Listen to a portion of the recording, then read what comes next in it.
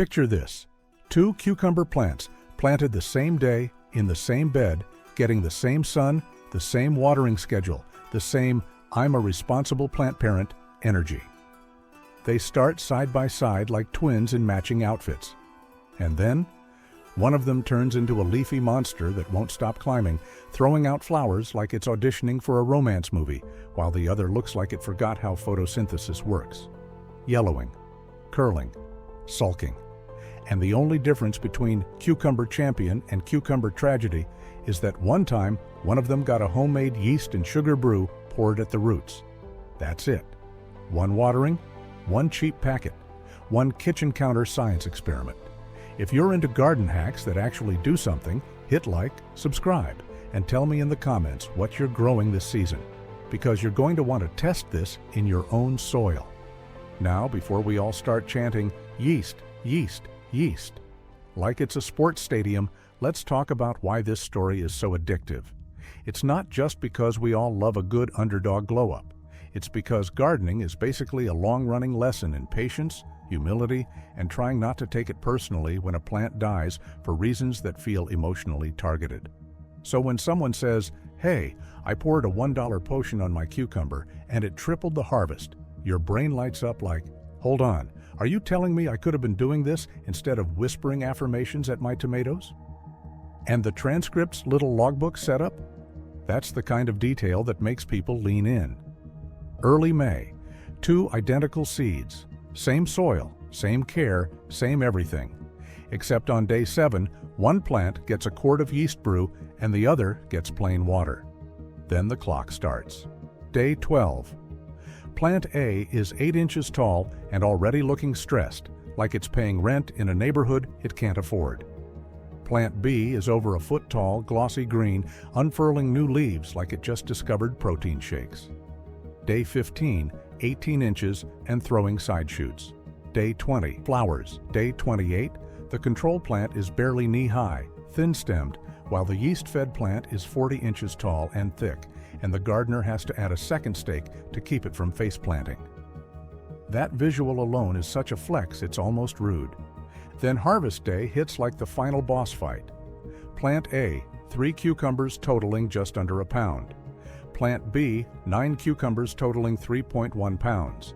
Same seeds, same care. Just yeast. Those are the kind of numbers that make gardeners go quiet for a second and stare into the middle distance like, "So you're telling me I could have been living like this?" But here's where it gets interesting, because yeast water isn't some random TikTok spell invented last Tuesday. It's basically a modern, simplified remix of something humans have been doing forever, using fermentation and microbes to make plants go harder. If you've ever heard of Korean Natural Farming, you know about fermented plant juice, people packing wild greens with sugar and letting microbes break everything down into a nutrient-rich liquid. Or the rice wash ferment method, where you feed a microbial culture with carbs and sugar and let it multiply into something the soil actually responds to. Even old-school cottage gardeners have their own chaotic version, comfrey tea, that dark, bubbling, "why does this smell like a swamp creature?" brew that somehow makes tomatoes and beans act like they've been given a motivational speech. All of these traditions share the same core idea. The soil isn't just dirt, it's an ecosystem. And plants aren't just sipping nutrients like a smoothie. They're negotiating with a whole underground workforce, bacteria, fungi, and microbes, trading sugars from their roots in exchange for nutrients, protection, and stress support. When you add something living and active, you're not just feeding the plant, you're feeding the whole system that feeds the plant. That's the real hack. It's not magic, it's biology doing what it does when you give it the right conditions. So let's talk about the brew itself, because this is where everyone gets excited, and also where people mess it up. The basic recipe is laughably simple: 1 tablespoon of dry active yeast, 2 tablespoons of sugar, and 1 quart of warm water. Not hot, not cold, warm like a comfortable bath, not like you're trying to boil pasta. Stir it until it's cloudy and the sugar dissolves, then cover it loosely. Loose is the key word here. This stuff produces gas as it ferments, and if you crank the lid down like you're sealing a time capsule, you might end up with a yeast grenade. Let it sit for at least 2 hours and up to 12 if you want a stronger activation. How do you know it worked? Foam, a thick foamy head on top like a freshly poured beer. That foam is basically the yeast yelling, "We're alive!" If you don't get foam, it's usually temperature or dead yeast. And honestly, yeast is cheap. Try again with warmer water or a fresh packet. No shame, we've all failed at something simple in the garden and then pretended it was intentional. Now here's the part that saves your plants from getting absolutely roasted. You do not dump that concentrated quart straight on your roots. Don't do it. That's like giving someone an entire espresso concentrate and saying, "Enjoy your morning." You dilute it. You pour the whole quart into a 5-gallon bucket of water, stir it well, and use it pretty much right away. Think of it like activating an army and then actually deploying it before everybody falls asleep again. And yes, the transcript brings up optional add-ons, which can be useful. If you keep your brain turned on and don't treat your garden like a chemistry set you're mad at.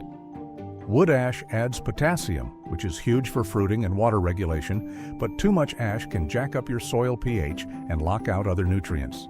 So keep it modest, 1 to 2 cups in 5 gallons, and lean low if you're not sure about your soil. Epsom salt is magnesium sulfate, and magnesium matters because it's central to chlorophyll.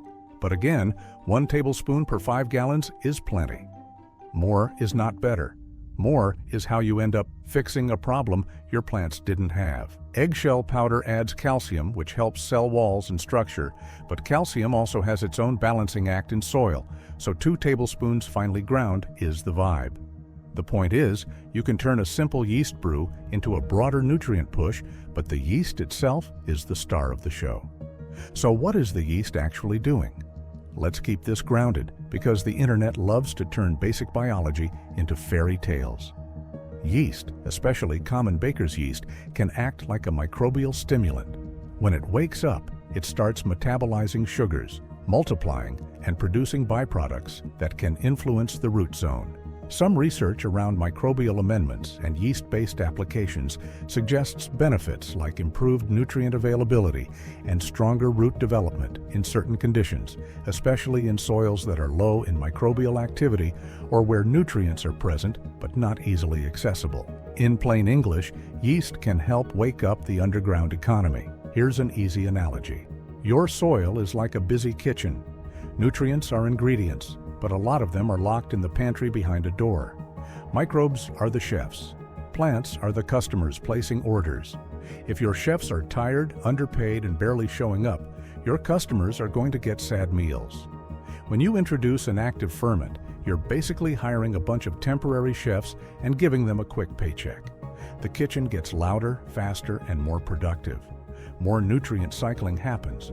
More stuff becomes available for roots to absorb. Plants respond by pushing growth, more leaves, more stems, more flowers, because they can suddenly afford to. Another piece of the puzzle is competition.